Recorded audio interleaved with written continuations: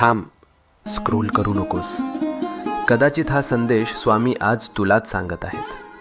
आपण सगळे प्रार्थना करतो ना, रात्री उशीवर डोकं ठेवल्यावर मनातलं सगळं देवाला सांगतो आणि मनापासून अपेक्षा करतो की उद्या काहीतरी बदल होईल.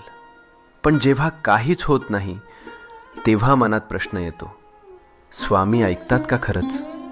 ऐक, स्वामी नेहमी उत्तर देतात.